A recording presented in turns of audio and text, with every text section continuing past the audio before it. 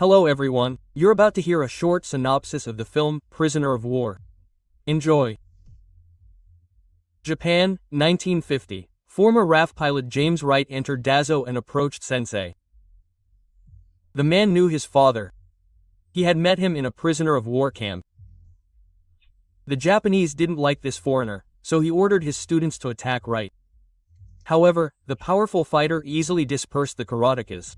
Sensei decided it was time to stop the carnage. Stop.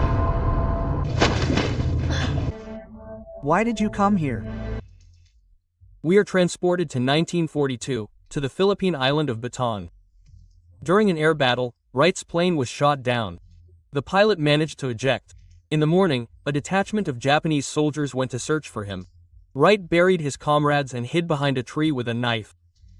The Briton brutally killed 2 soldiers and fled into the depths of the forest.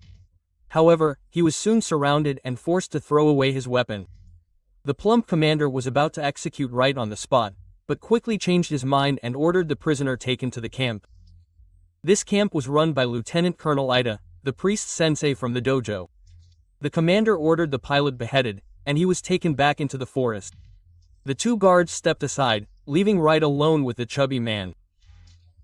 The Brit wasn't ready to die just yet, so he freed himself and slaughtered each of the guards one by one. Wright went on the run again, but soon found himself trapped, suspended above the ground. What a Groundhog Day, the soldier thought as he was brought back to the commander. This time, the prisoner was much more intriguing, having single-handedly slaughtered the entire squad. The Brit wouldn't die so easily now. Master, I'll kill him. No, tomorrow he will fight. The camp will see his shame, and he will die. Wright was pushed into the barracks. That evening, the remaining prisoners returned. He'll be staying with a bearded man, a Greek, and an American named Villanueva. The new guy was told that the weakest of them was sending them to another camp 60 miles away. He'd rather die than go on this death march. The morning began with battle cries, and he's a karate fanatic, so he makes his soldiers swing their arms and legs every day. After training, Wright was forced to kneel. He was ready to lose his head, but instead, the big guy's arms were freed.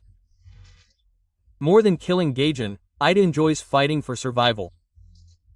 His best fighter emerged from the tent, tasked with punishing 3 errant Filipinos. The first decided to kill himself on his fist. The beast kicked him and began taunting the other opponents. They were all quickly knocked out. The Greyhound British man was supposed to be next. The champion realized he was in deep trouble. Wright clenched his fist and brought it down on the fighter's head like an anvil. The beast died on the spot. Ida took fright and hid in a tent. This prisoner is special. He knows a forbidden technique and can kill a man with one blow. Wright met Captain Collins. The prisoners celebrated their victory with moonshine. The newcomer told his comrades that he learned to fight in Hong Kong, Thailand, and even Japan. And she, too, was curious about where he came from. Quote, You trained in Japan? I've trained in many places. Your technique is the most forbidden. Quote.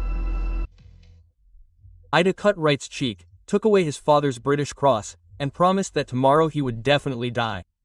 In the morning, Super Fighter was brought into the arena. He would fight against 3 of Ida's best students at once. But it turned out that Wright didn't seem to notice them. The Briton beat his opponents until they were no longer able to stand on their feet. He could have strangled the last one, but he didn't. Today, Atoch bowed to the new champion and hid in the tent again. Although Wright didn't kill anyone, Atoch will pronounce the death sentence on the losers for him. The prisoners are slowly planning an escape. First, they need to get a radio and tell their friends where they are. To force the guard down from the tower, the prisoners started a brawl. The most inconspicuous meat guy, Wright, climbed up the tower. He stole the radio and managed to escape just as the Japanese opened fire and dispersed the crowd. But then Wright caught the nurse's eye. The ugly soldier started pestering her and even slapped her. Teresa wants to get out of here as much as the rest. The next morning, Atochel started pointing fingers at all the prisoners and settled on one Filipino. Supposedly, he left the camp that night. The guy said it wasn't him, but the bald one. Magnanimous Ital should cut off both their heads. Jonesy knows how the two got out of the camp and told Wright about it. That night, he removed the rotten boards from the barracks and crawled out. The Brit crept from one shelter to another until he emerged from the camp and ran into the forest. The disappearance was discovered before dawn, but for some reason the young soldier didn't raise the alarm. Wright hoped to contact the Allies on the radio, but instead of English, he heard encrypted communications in Navajo, which meant that the Americans were nearby.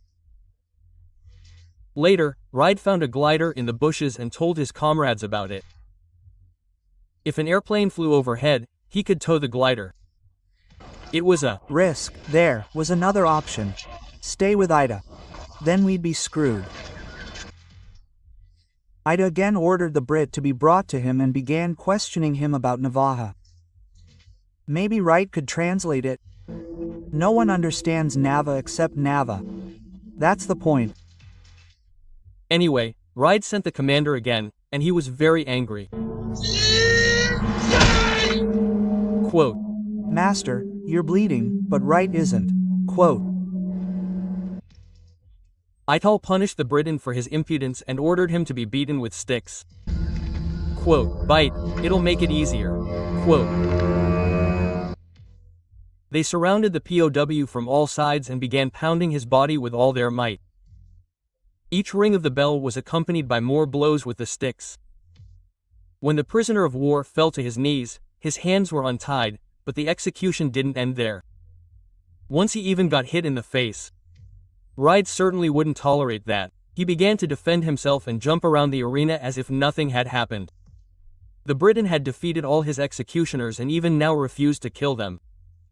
Captain Enda knocked out the horsemen, and Italo became so arrogant that he personally executed half a dozen prisoners. Wright woke up 2 days later in a hospital tent. Usually, only wounded Japanese are sent here, but Ida ordered that the Briton be patched up as well. The next time Wright woke up, he heard gunshots. Ida reported that a public execution was taking place outside. Today you rest, but what about tomorrow? Tomorrow I die. Yes, I know. Quote. Wright declared that he would rather have all his fighters gone than lose. Suddenly, a series of explosions rang out. The Americans would arrive soon.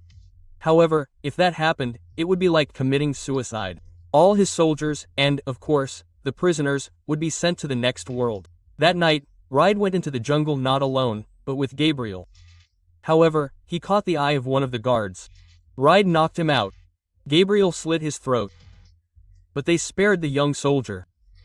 He was the only one who treated them well. The young man raised the alarm only after the prisoners returned to the barracks. Captain Collins was blamed for yesterday's attack on the guard. I know he wasn't alone. It was me. Wright claimed he was walking around the camp yesterday. But the captain was caught red-handed.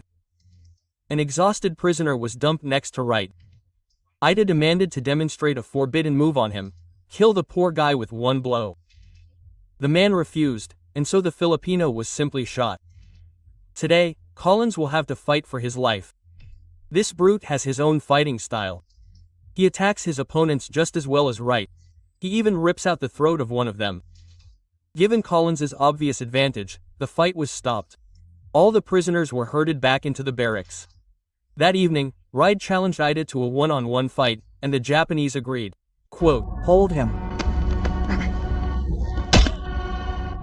Your training hasn't met my expectations. Quote. That's how Ida won and ordered the Briton taken away. Wright suggested his comrades escape today. True, they'll only have one chance to send a message. As soon as we send it, they'll know we have the radio and our location. Another night, another foray into the jungle. Together with Gabriel, they reported the glider to the Americans. Bright light, bright light. An eagle in the jungle without an engine. When the two returned to the barracks, all the bunks were empty. At that very moment, the Japanese burst in and knocked out the escapees. When they came to, the camp was already under heavy Allied bombardment. Teresa freed the prisoners. Now they needed to get the radio again and get the people out. The captured Filipinos also tried to escape, but the Japanese killed them all. Teresa and her friend pretended to be wounded and asked a soldier for help. When he ran up, the girls brutally stabbed him to death. The escapees climbed the tower. Meanwhile, the Japanese executed one group of POWs after another. While Gabriel was calling for help, Wright opened fire on the POWs. The prisoners took advantage of the confusion and scattered. Boruto went berserk and began slaughtering the Japanese one by one. Captain Enda dealt Gabriel a hearty beating and was about to cut him down, but Captain Collins came to his rescue. Enda tackled the boar as well, but he wasn't heavy enough to break his arm. Collins simply threw the karateka back and then began beating him with one hand. Alas, reinforcements arrived, and Collins was shot.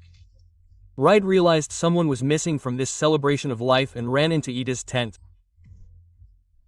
The samurai challenged the Briton to a sword fight, but when the enemy was left without swords, Ida went for his pistol. However, Wright threw it out into the street and was about to beat the lieutenant colonel to death, but Gabriel distracted him. The two of them were about to escape into the jungle when Enda opened fire on them. But the commander forbade him to kill the Briton. The surviving prisoners signaled the pilot and pulled the rope attached to the glider. The escapees settled into their seats, awaiting rescue. But then soldiers began to surround them from all sides, and the fighter pilot mowed them all down. Among the dead was the young Japanese. Now no one would stop him from retrieving the glider. The American pilot had handled the task superbly. And those who didn't manage to escape set off on a death march. Where is he? My father died last year, Mr. Wright. Sensei asked me to show him that same forbidden move and challenge the Briton to a fight. Wright didn't refuse and kicked the Japanese like a son. The hapless fighter insisted that his opponent finish him off with one punch, but Wright stopped his fist 5 centimeters from his face. Before saying goodbye, the Japanese returned Wright's British cross to his father. My father said that one day the white man would come for this. James Wright bowed and left Daho.